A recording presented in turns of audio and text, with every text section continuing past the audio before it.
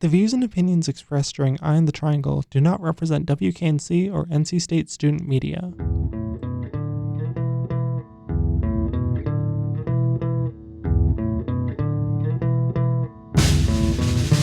Your dial is currently tuned to Eye on the Triangle on WKNC 88.1 FM, HD1, Raleigh. Thanks for listening.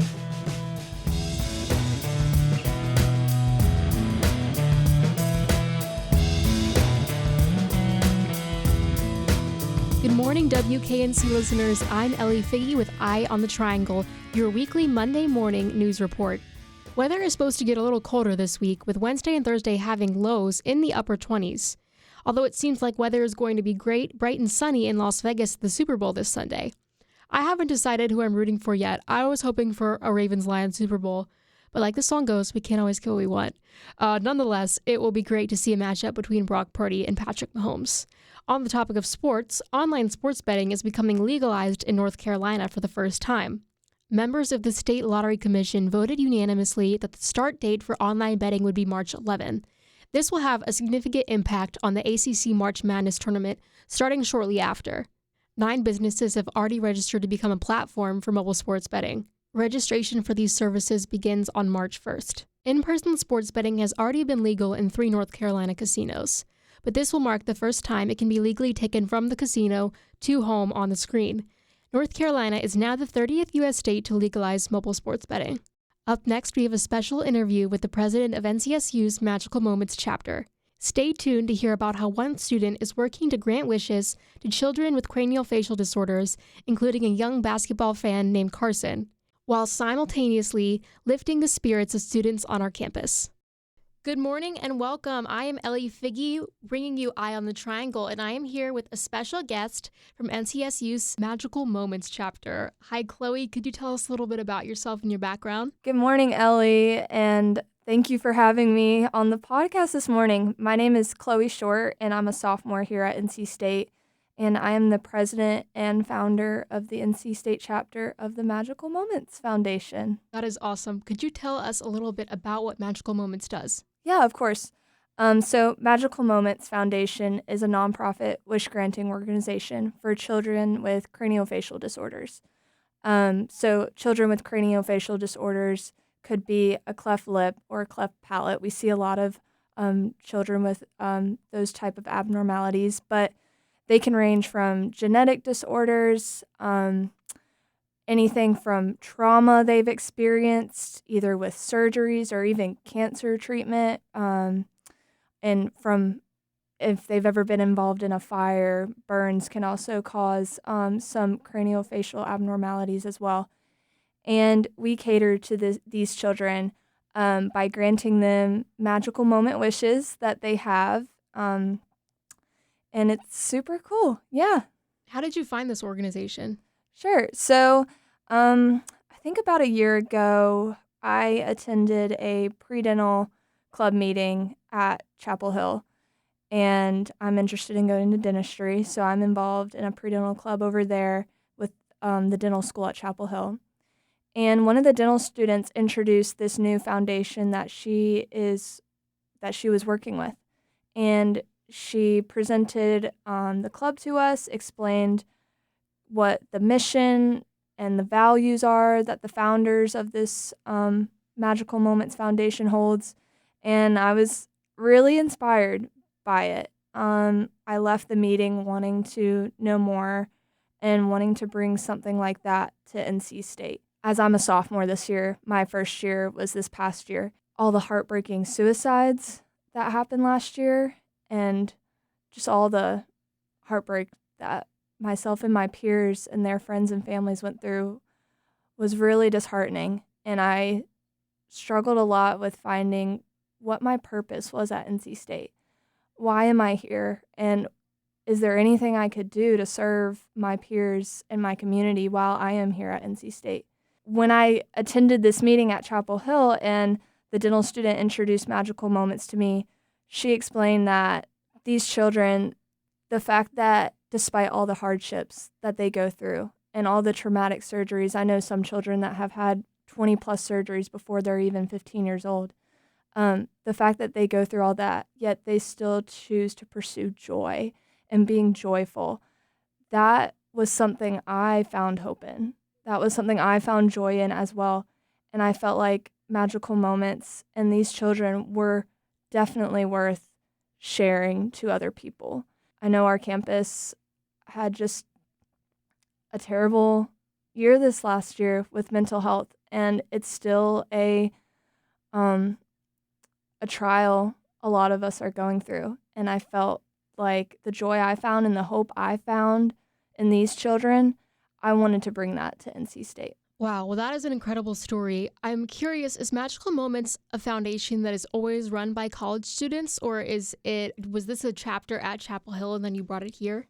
So when I first heard this meeting from the dental student who introduced the foundation to us, Magical Moments Foundation was a national organization that only had been around for about 2 years. So about 2020 was when they got started. So they're still relatively new. And after the meeting, I went to the dental student and explained that I want to start a chapter at NC State. I want to bring this foundation here, and is that even an option? Can we do an undergrad student organization here at NC State? And she said, absolutely, of course. So actually, I believe the chapter here at NC State and the Chapel Hill chapter both got started at the same time. We were the first 2 chapters to get started, and now it's just grown tremendously within the last year. I know there's a chapter at Duke, Wake Forest, South Carolina, Georgia, some chapters even as far as UCLA in California. So to be here kind of from the beginning has been so cool to see chapters pop up all across the country. I know the dental student who is now the director of undergrad chapters for the Magical Moments Foundation. She has just been amazing and a trailblazer for this organization, and I consider her a mentor. So yeah, now the foundation's growing through student organizations on college campuses all over the United States. Wow, that's incredible. And it seems awfully fast, the growth of the organization. Can people who are not in college get involved in serving? Yes, they can. I would recommend serving if you're not on a college campus, if you're not a college student. I would recommend going to the Magical Moments Foundation website. They have all kinds of events and fundraisers that they host to raise money to grant children's wishes. And there's ways where you can get involved by just making a donation, either online or sending a check in the mail. Or there are listed events that they do throughout the year where it's more in-person, interactive, and collaborative that you can get involved more hands-on as well. Since the opening of the chapter at NC State, what are some of the specific projects that the group has worked on? Yeah, so we just started this past August was when we had our first meeting. We try to have a Magical Monday meeting is what we call them, a monthly meeting for our active members on the first Monday of each month. During that meeting, we'll go over previous fundraising events we've hosted, goals we want to try to meet. We'll talk about the child we're sponsoring and raising money for specifically. We'll also announce upcoming fundraising events that we have. A lot of the meetings we like to have an interactive, de-stressing kind of activity to go along for our active members, kind of allow them to de-stress from schoolwork, academics, and just kind of come to our meetings in a way that they can connect and collaborate with their peers. We have been able to host a spirit night at Chick-fil-A where students could go to Chick-fil-A, and when they order their meal, they're able to say, hey, I'm with Magical Moments. I'd love for a portion of my meal to go towards the Magical Moments Foundation. That's been awesome. We also hosted a raffle in Tally this past fall for tickets to the NC State Fairgrounds. That was super cool, and someone was able to win 2 tickets for any night for not even half the cost of 1 ticket, so that was cool. And we actually just wrapped up one of our bigger fundraising events. We were able to auction off a autographed signed football by the football coach, Dave Doreen, And so that was really, really cool. We were able to get Wolfpack Sports Properties involved, and we were grateful for their willingness to make a donation so that we can auction off a super cool football for an awesome fan. That's awesome. We got word of Magical Moments through a release about a young boy named Carson. And I'm curious to know more about his story and what Magical Moments is doing to help him receive his wish. So the little boy that we are currently fundraising for this year, his name is Carson. He's 11 years old, and he was born with a cleft lip and palate. He also has a heart condition called CHARGE syndrome.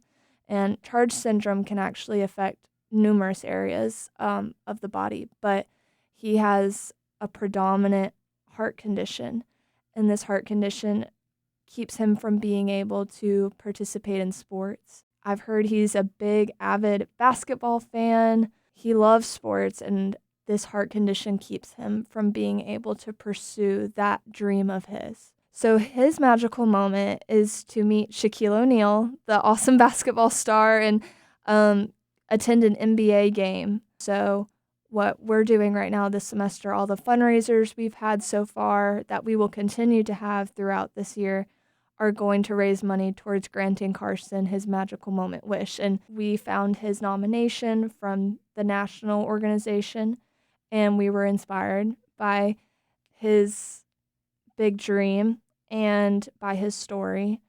I'm a huge sports fan too, and I couldn't imagine having sports not in my life. It's a big part of who I am, and I know that's a big part of who Carson is, and it's what makes his story so special. So we decided to sponsor him. And throughout the year, that is how, through fundraising events and also doing amazing things like this, getting to talk to you today, Ellie, getting to spread awareness about the harmful stigma that comes sometimes with facial differences that these children face, but also getting to spread the joy that these children have and hopefully spreading joy across our campus as well. I think one of the coolest things about the Magical Moments Foundation is that I believe we are the only nonprofit in the United States that serves these children outside of getting them their surgeries. I know a lot of foundations work towards fundraising for them to get their surgery, which is obviously very, very important. But there's not another foundation that really pursues these children after they go back to school, after they go back home. And a lot of these children have numerous surgeries, and after each surgery, they appear different, and that's sometimes scary to them. They're thrown off by their new appearance. A lot of them struggle with bullying at school and teasing and isolation. So I think the coolest thing about the Magical Moments Foundation is we cater towards these children through granting wishes, their magical moment wish, and allow us being able to do that restores hope in them and confidence. It's an incredible gift to the children themselves and to our community to be spreading joy in this way. What would you say to students in the Triangle area? So we cover students listening from Duke, Chapel Hill, and NC State, and I think you said that there was chapters at each one of those. What would you say to students who are interested in getting involved to help out with the mission? Absolutely. So I highly recommend pursuing the Magical Moments Foundation at your college campus. There is a brand new chapter at Duke. They have an Instagram account. Chapel Hill also has an Instagram account, and we have an Instagram account here at NC State. I would recommend looking up Magical Moments Foundation Duke or UNC. NC State's Magical Moments Instagram is MMF of NCSU for all our state students. So if you're at all interested in getting involved in the community and your college campus, this is a great foundation and mission to pursue. Well, Chloe, it was great to have you. Your work is truly inspiring, and it was a pleasure to meet you. And I hope that someone listening has been encouraged to reach out and get involved in the Magical Moments. Thank you so much, Ellie. It's been a privilege getting to talk to you today. This has been Ellie and Chloe with Eye on the Triangle.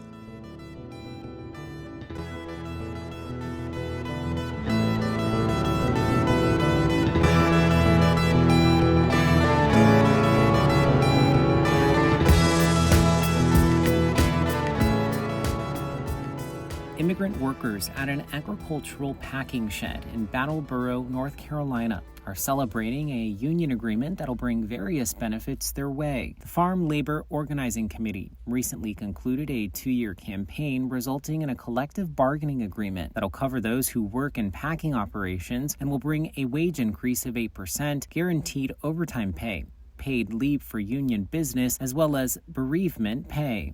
Ana Lilia Renteria Sanchez is one of the packers and says she had never been part of a union in Mexico, but encouraged her co-workers to get on board after she learned how helpful the union would be. She says, I'm someone that likes to offer support. I don't like it when a colleague isn't being helped. I like to assist, and I believe that the union is giving that a sense of importance because we're going to have more support from them.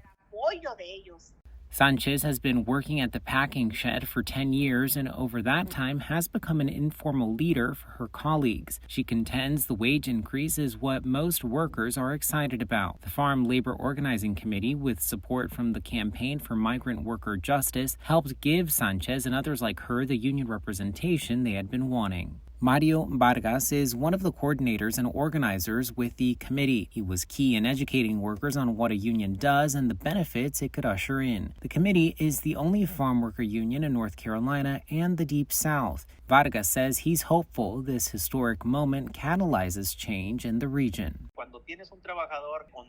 He says when you have happy workers, production goes up. I've been a manager and a supervisor. When your workers are pleased, they work better, they look after machinery, and they don't stand waiting around because they're content and they have their benefits. Vargas says he wants workers to feel more seen and heard and not be afraid to speak up, and believes this union agreement is a step in that direction. For North Carolina News Service, I'm Alex Gonzalez. Find our trust indicators at publicnewsservice.org.